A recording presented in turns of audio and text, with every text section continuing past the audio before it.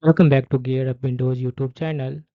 In this video, we will guide you on how to set Google as your default search engine on Microsoft Edge browser on Windows 11 or 10 PC.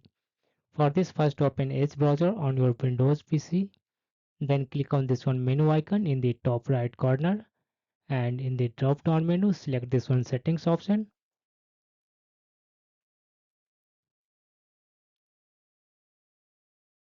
Under Edge settings, select privacy, search and services in the left sidebar. On the right, scroll down to the bottom and click on this one option, address bar and search. Beside search engine used in the address bar, click on this one drop down menu and select here Google. This will set Google as your default search engine.